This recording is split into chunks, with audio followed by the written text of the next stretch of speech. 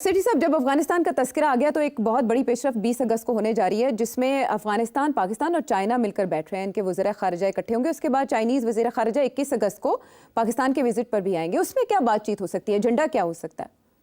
बिल्कुल सही कहा आपने। देखिए, चाइना और पाकिस्तान तो ऑलरेडी बैठे हुए हैं ना अफगानिस्तान के साथ। और बहुत इम्पोर्टेंट है, ये पहले भी मीटिंग्स हुई हैं जिसमें ये पता चला कि अफगानिस्तान की हुकूमत ने अश्योर किया है कि वो सपोर्ट नहीं करेंगे बीएलए को या टीटीपी को।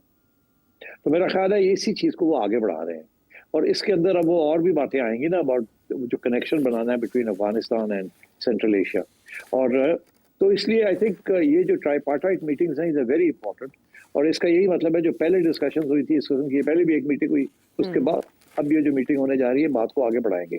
तो अफगानिस्तान गवर्नमेंट का एक वेस्टेड इंटरेस्ट बनाया जा रहा है विद पाकिस्तान एंड चाइना। और वो बहुत इंपॉर्टेंट डेवलपमेंट है। उनका वेस्टेड इंटरेस्ट बनेगा with China and Pakistan for the goodwill of the Afghan people, for economic development और रोड्स, ट्रांसपोर्टेशन, हाईवेज, जिसमें अफगानिस्तान के बड़े फायदे हैं। तो फिर ही जाके अफगानिस्तान जो है वो पाकिस्तान के खिलाफ मिसचिफ क्रिएट करना, मिसचिफ मंगर्स जो है, जो गड़बड़ करते हैं, उनको रोकेगा। बिकॉज फिर उसके इंटरेस्ट में नहीं होगा इनको सपोर्ट करना। तो आई थिंक ये पहले कदम है। बहुत अच्छे ये डेवलपमेंट्स हैं। And you have to thank the Chinese for this. तो आपने तो बड़ी कोशिश कर ली थी, आपकी बात तो अफगानिस्तान ने सुनी नहीं, मगर चाइना की बात वो सुनेंगे, क्योंकि China was one of the first people जिसने सबसे पहले अपने सफीर वही वहां भेजे थे और उनके साथ बात करनी शुरू कर दी थी। तो आई थिंक ये बहुत अच्छी डेवलपमेंट है एंड आई थिंक इसमें पॉजिटिव रिजल्ट्स निकलेंगे। अच्छा सेठ साहब, ये तो ट्राइलेटरल जो मीटिंग होनी जा रही है उसके बारे में आपने ज़ाहिर ख्याल किया। हम देख रहे हैं कि पाकिस्तान और इंडिया में मिलिट्री पॉइंट ऑफ व्यू से उस एक्सिस पे काफ़ी पेशरफ्त हो रही है। आपने जाना कि असल में पसे पर्दा चल क्या रहा है। बड़ी मुलाकात जो अलास्का में होने जा रही है, अलास्का की तारीखी अहमियत अपनी जगह पर, लेकिन इस मुलाकात पे ना सिर्फ ये कि यूक्रेन और यूरोप की नज़रें हैं, बल्कि भारत भी मुस्तरब है कि इस मीटिंग का आउटकम क्या होता है।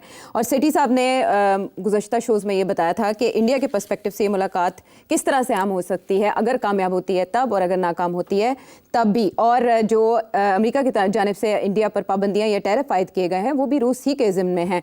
तो ये मामला आगे कैसे बढ़ते हैं? मीटिंग 5 on 5 इस फॉर्मेट पे है, दोनों तरफ से 5-5 कहा जा रहा है कि ऑफिशियल्स शरीक होंगे।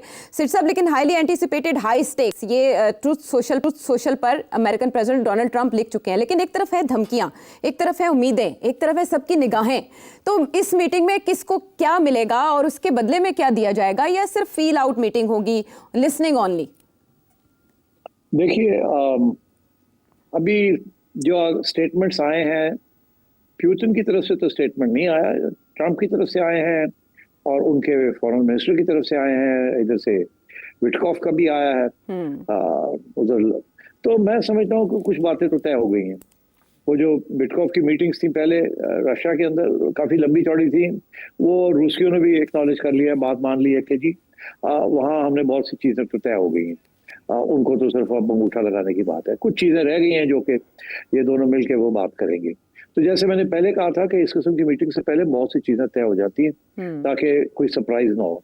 तो एक तो ये बात कि मेरा ख्याल है अब वो बात क्या है वो आगे जाके बात करें। दूसरी बात ये है कि इस एजेंडे के अलावा भी एक और भी एजेंडा है, which is on the nuclear restraint, कि वो कितने न्यूक्लियर वेपन्स हैं आपके पास, हथियार हैं, उनको रिड्यूस करने का भी उसको ट्रीटी एक थी 2019 से, उसे ट्रंप ने विड्रॉ कर लिया था उससे। वो अब उसकी जो वैसे जो वो ट्रीटी है वो 2026 तक चलती है। तो मेरा ख्याल है उसके ऊपर इन्होंने बात करनी है कि उसको रिन्यू किया जाए, ताकि ये जो शॉर्ट रेंज मिसाइल्स हैं, विच इज ज्यादा थ्रेट तो वहीं से आती है ना, शॉर्ट रेंज यूरोप के अंदर। रशिया का तो इशू हुआ है, लॉन्ग रेंज का तो इशू नहीं है इतना रशिया का, बिकॉज इस वक्त यूरोप और रशिया का प्रॉब्लम बना हुआ है। So I think and they are very dangerous. तो इसलिए आई थिंक उसके ऊपर भी इन्होंने बात करनी। तो मैं समझता हूँ कि these are the issues. Obviously सारी जो फोकस है वो तो यूक्रेन पे ही है। अच्छा, अब यूक्रेन पे फोकस है। डोनाल्ड ट्रंप ने एक तरफ तो कह रहा है कि जी मसला हल करके आऊंगा, दूसरी तरफ थोड़ी कॉशन भी कर रहा है कि नहीं नहीं और भी बड़ी बातें हैं, ये है वो है वो है।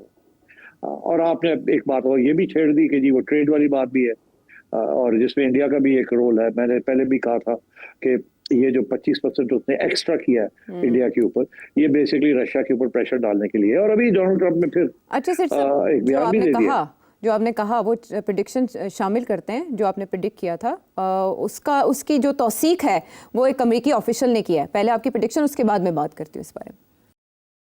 इंडिया के ऊपर प्रेशर ये डाला है तेल का। एक्चुअली वो इंडिया के ऊपर नहीं है, वो रशिया के ऊपर प्रेशर है। वो रशिया को थ्रेटन कर रहा है कि मैं तुम्हारे ऊपर सैंक्शंस लगा दूंगा। आगे से रशिया का जवाब ही आता है लगा दो।